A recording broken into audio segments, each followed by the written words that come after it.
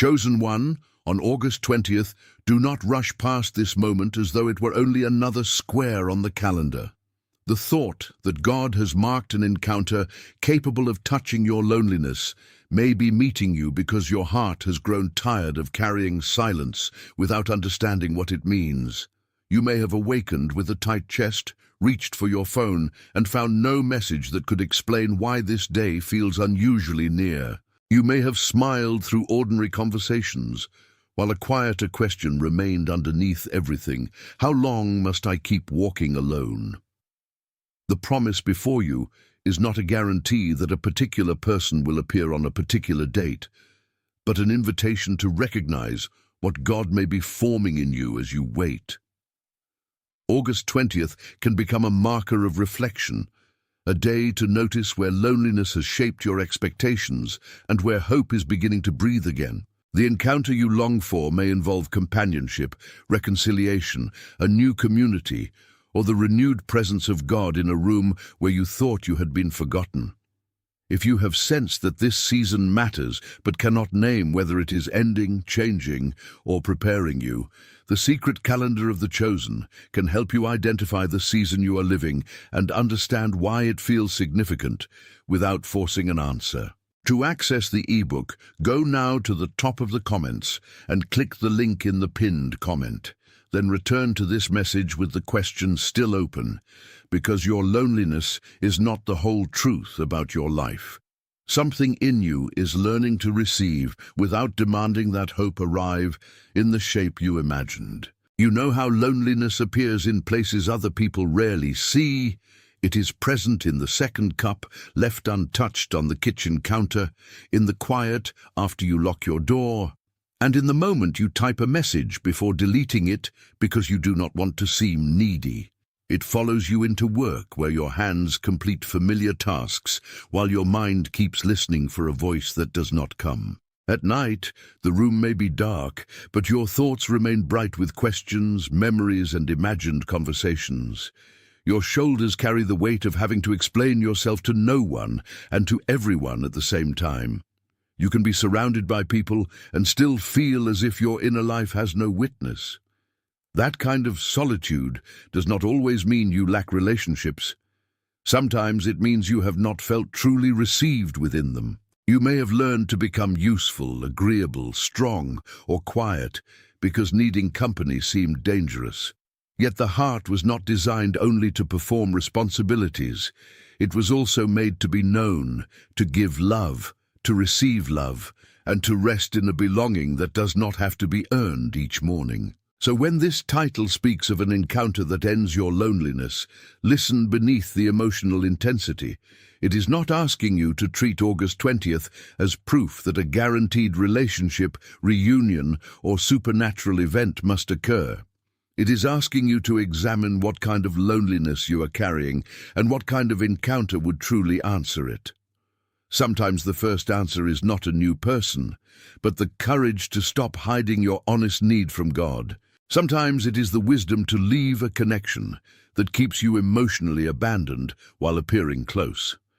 Sometimes it is the humility to enter a healthy community instead of waiting for one extraordinary person to rescue every empty place. And sometimes it is the quiet recognition that God has been present in ways your disappointment did not permit you to notice. This message can help you distinguish between longing and direction, between impatience and readiness, between a closed chapter and a season that is still asking for faithful attention. It can remind you that hope is not denial and caution is not unbelief. You are allowed to expect goodness while remaining honest about uncertainty. You are allowed to pray for companionship while also becoming a safe and truthful companion to others. Imagine the morning of August 20th arriving without dramatic music, without a voice from the sky, without an obvious sign attached to the hour. The alarm rings, the floor is cool beneath your feet, and sunlight touches the edge of a chair where yesterday's clothes still rest. You make coffee, but the first sip is already cooling before you remember to drink it. There is no visible evidence that loneliness has been addressed, yet something within you has changed because you are no longer asking only, "Who is coming for me?" You are also asking, "What kind of person am I becoming while I wait?" That question reaches the places where desperation once made decisions for you.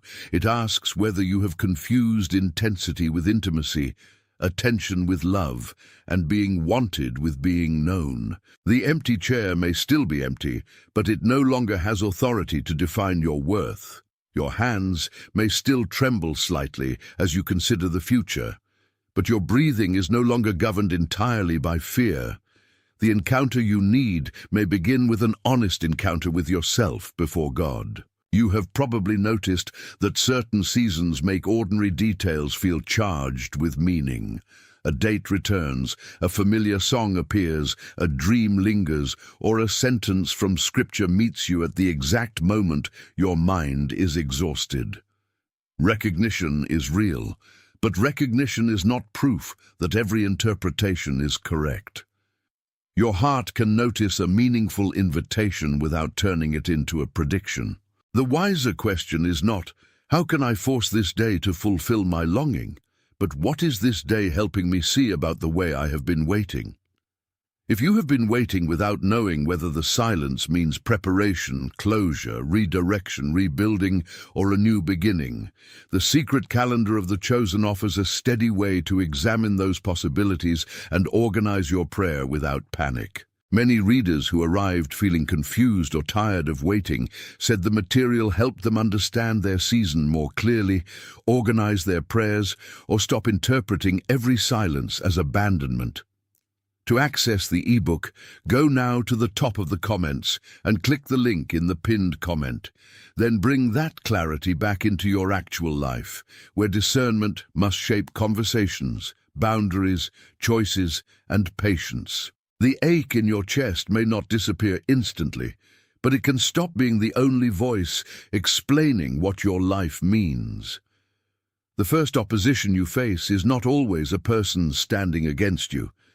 Sometimes it is the pressure to turn a tender hope into an urgent demand. Comparison whispers that everyone else has already found their place, their person, their circle, or their peace. Social images can make loneliness feel like personal failure, as though other people were given a secret map while you were left outside the gate.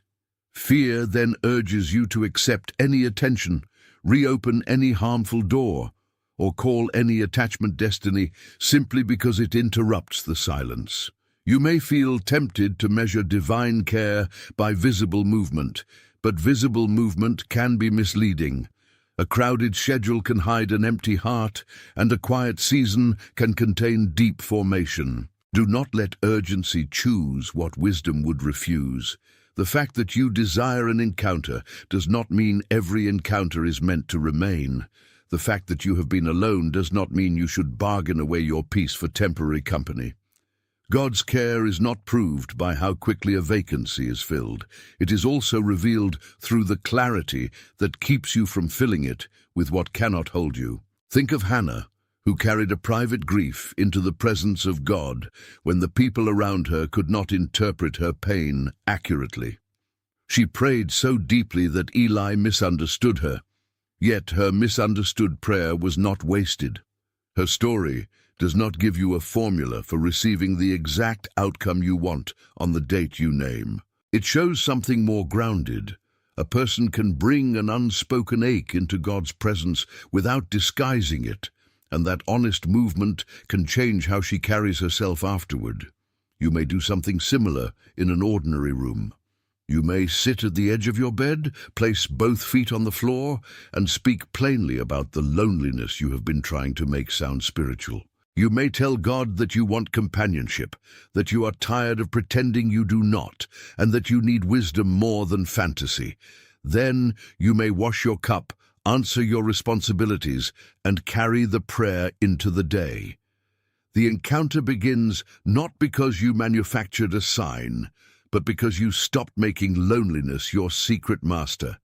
Like Hannah, you can leave the place of prayer with your dignity restored before every circumstance has changed. Ignoring the signal in your loneliness can create a cycle that feels strangely familiar. You withdraw because you are tired, then feel unseen because you withdrew. You reject invitations because you assume no one truly wants you there, then take the silence that follows as confirmation. You answer warmly when someone offers shallow attention, then resent them for failing to provide the depth you never asked for. You wait for people to read your needs while hiding those needs behind competence. Over time, the heart becomes guarded, not because it has stopped wanting love, but because it has stopped trusting its own ability to discern love. The result is not only isolation, it is delayed obedience to simple invitations. A conversation remains unopened. A healthy community is dismissed because it does not feel instantly familiar. A necessary boundary is postponed because you fear having fewer people around you. The title's emotional force reaches this place. If August 20th is a marker, let it mark the end of automatic agreement with the sentence, "I will always be alone." That sentence may have been repeated so often that it sounds like realism. But repetition does not make despair prophetic. So receive the title again with greater care. Chosen one, August 20th may become a day when you recognize that God is not asking you to worship the date, but to notice the invitation. The encounter that touches your loneliness may be an encounter with truth, with healthy belonging, with a courageous conversation, or with the steady presence of God that you had begun to overlook. You are not being asked to pretend that empty evenings are easy. You are being asked to stop treating every empty evening as evidence that your future is empty. If a quiet confirmation helps you hold this distinction, type the words 888 in the comments, then return to the message. Let it represent simple recognition that hope can be received without turning uncertainty into a promise.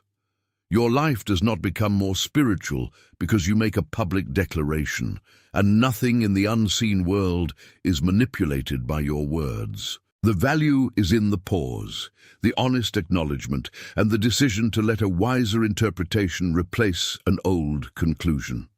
August 20th can be held as a threshold of attention, not a contract with the future. The day may reveal what you are ready to release, what you are ready to learn, and what kind of encounter you are now prepared to recognize. The root of your loneliness may not be that no one is available. It may be that disappointment taught you to expect absence before presence has a chance to prove itself. You may enter a room already preparing to be overlooked. You may receive kindness and immediately search for the hidden condition attached to it. You may hear an invitation and assume it is merely politeness. This pattern protects you from surprise, but it also prevents you from receiving what is sincere. Recognition alone is not enough because you can identify the pattern and still obey it. You need a gentler practice of testing your conclusions. Ask whether the evidence truly supports the story your fear is telling. Notice when your body tightens before anyone has harmed you. Notice when you call yourself independent because dependence once became painful. Notice when you reject the possibility of friendship because you are afraid friendship might expose your need. The root is not shameful. It is simply a place where your heart learned survival before it learned rest. If God is addressing your loneliness, the work may involve more than bringing someone new into your life. It may involve teaching you how to remain open without abandoning wisdom. Recognition becomes useful when it can guide a faithful next step. If you do not know what to do with the awareness that August 20th has stirred, you may need a practical companion rather than another emotional explanation. The secret calendar of the chosen can support reflection, prayer, discernment, and daily decisions when recognition alone leaves you unsure how to respond. It can help you ask whether fear is speaking or whether a steady conviction is guiding you, and it can help you identify the next faithful step without rushing to control the outcome. To access the ebook, go now to the top of the comments and click the link in the pinned comment. Then return to your next decision with a quieter mind, because the purpose of clarity is not to make you feel special, but to make you more truthful, available, and responsible. The person you are praying to meet should not have to compete with the walls you built for protection, and you should not have to destroy those walls all at once. You can replace them gradually with discernment, boundaries, and honest connection. Your mind, body, and spirit may respond to loneliness in different ways, and wisdom does not confuse those responses. Your mind may create explanations, replay conversations, and predict rejection before it happens. Your body may tighten your jaw, shorten your breath, or keep you awake even when no immediate danger is present. Your spirit may recognize a need for surrender, forgiveness, community, or courage that your thoughts have not yet organized. None of these signals should be treated as an infallible prophecy. A racing heart does not automatically mean a door is wrong, and a calm feeling does not automatically mean a person is safe. Discernment becomes steadier when you allow time, evidence, prayer, and wise counsel to work together. You can write down what you know, what you fear, and what you are assuming. You can delay a major response until your body settles. You can ask whether a choice produces greater honesty and responsibility or merely temporary relief. The encounter that ends a certain kind of loneliness may require this integration. You are not waiting to become a mystical version of yourself. You are learning to become whole enough to recognize peace without demanding that peace remove every question. Relationships will test whether your new openness has boundaries. When you have been alone for a long time, even ordinary warmth can feel extraordinary. A person remembers your name, asks about your day, or notices your tiredness, and the heart begins writing a future before trust has had time to grow.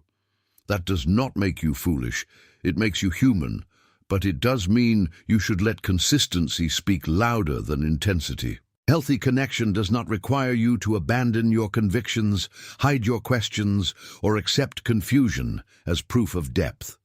Nor should discernment turn into suspicion toward everyone who approaches. You can remain curious without becoming dependent.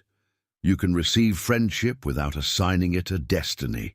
You can belong to a community without giving one group complete authority over your identity. If the encounter you hope for comes through another person, it should be allowed to develop in ordinary time through mutual respect and repeated truthfulness. If it comes through an invitation to serve, learn, or participate, it may initially feel less dramatic than the loneliness it answers. Still, quiet belonging is often more durable than emotional spectacle. The goal is not to collect attention. The goal is to become capable of giving and receiving honest presence. Noise keeps loneliness alive by making your heart too distracted to understand its own request. Fatigue causes you to mistake numbness for peace. Delay makes every decision feel heavier, so you postpone the small steps that could reopen connection. Lesser urgency fills the hours with scrolling, organizing, work, or imagined conversations until no space remains for a real one. You may tell yourself that you are protecting your heart when you're actually keeping it unavailable. You may call a constant stream of content companionship even though it never asks how you are doing. You may remain busy enough to avoid grief, then wonder why hope feels distant. The opposition is subtle because it rarely announces itself as opposition. It appears as another evening spent waiting for someone else to initiate, another invitation declined without prayer, another honest sentence swallowed before it reaches your lips. This is why the title must be handled as an invitation to attention. August 20th cannot carry your responsibility for you. A date can remind you to examine your life, but it cannot make the decision to answer a message, enter a room, forgive a wound, or set a boundary. Those choices remain yours. There comes a moment when you stop negotiating with the truth that loneliness has become more than an empty space. It has become a lens through which you interpret yourself. You realize that you have been asking for an encounter while quietly rehearsing reasons to distrust it. You have prayed for a door while insisting that no safe door could exist. You have wanted to be found, yet you have hidden the places where you most need to be known. This realization may sting, but it is not condemnation. It is the beginning of responsibility. You can say, I have been protecting myself from disappointment by refusing to risk meaningful presence. You can admit that the date stirred longing without requiring the date to perform a miracle. You can let August 20th stand as a witness to a new posture, receptive, cautious, honest, and willing to act. The loneliness may still speak, but it no longer gets the final word. Your task is not to prove that you are chosen by obtaining a certain outcome. Your task is to live in a way that reflects the dignity, service, and openness of someone who knows belonging cannot be manufactured through desperation. For the next part, hold one image in your mind, a house with a window that has remained closed through a long season. The window is not a promise of a particular visitor, and it does not control the weather outside. It simply represents the place where the interior and exterior can meet. For a long time, you may have kept it shut because cold air once entered through an opening you trusted. Dust gathered along the frame, and the room adapted to dimness. Yet even a closed window can preserve the shape of hope. The glass remembers light, and the room remains capable of receiving it. Your loneliness may feel like that interior space, familiar enough to arrange, but too quiet to call home. August 20th invites you to stand near the window without pretending the old fear never existed.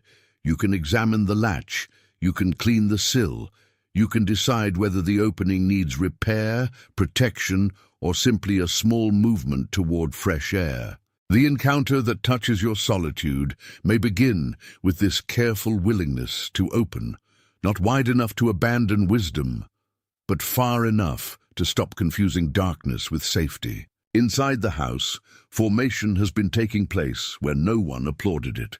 You learned how to survive evenings that once felt impossible.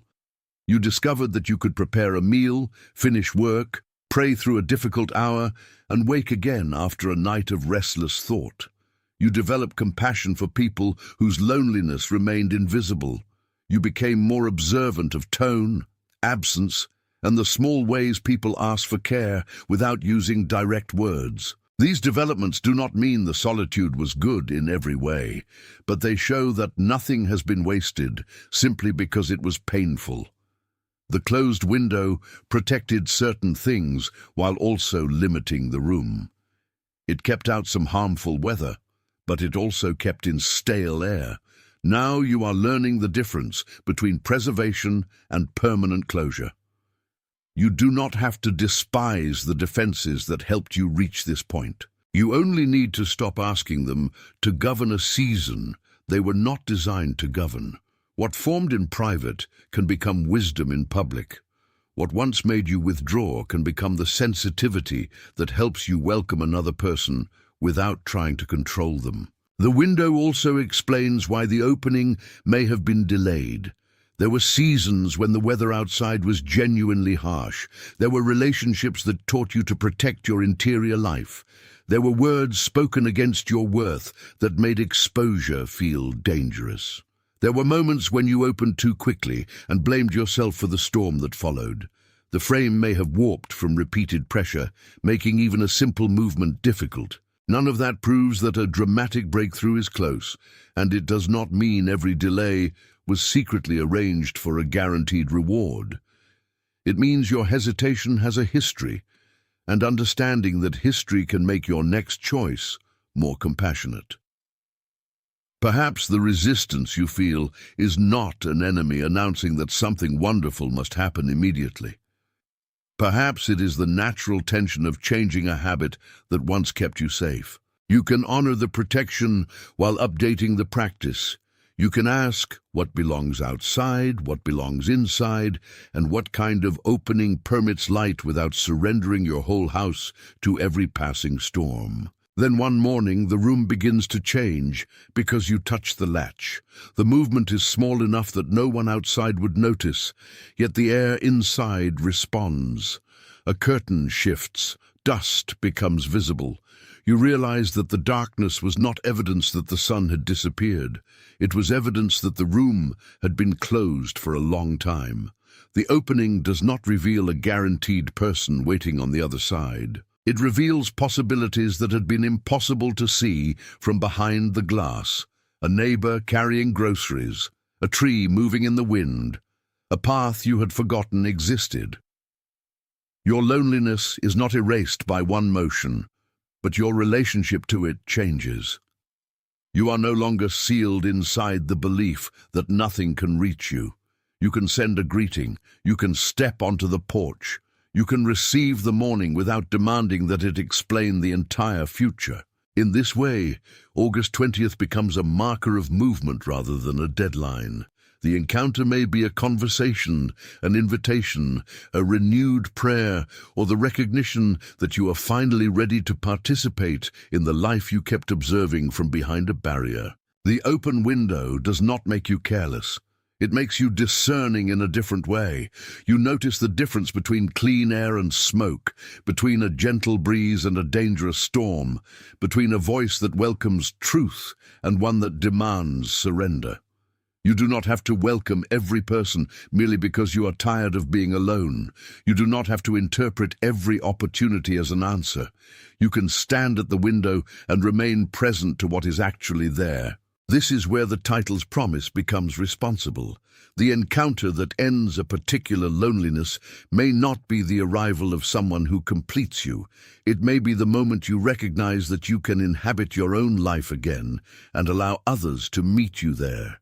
If this image has helped you see your season differently, type the words, "I am awake," in the comments, then return to the message. Let the phrase name recognition, not magic. The room is changing because you are learning to receive light, evaluate what enters, and remain faithful to what is true.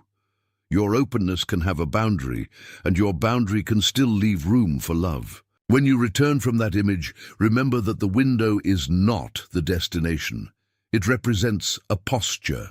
You are being invited to return to life without performing a transformation for anyone's approval. The encounter that touches your loneliness may come through a person, but your identity cannot rest on that person's arrival.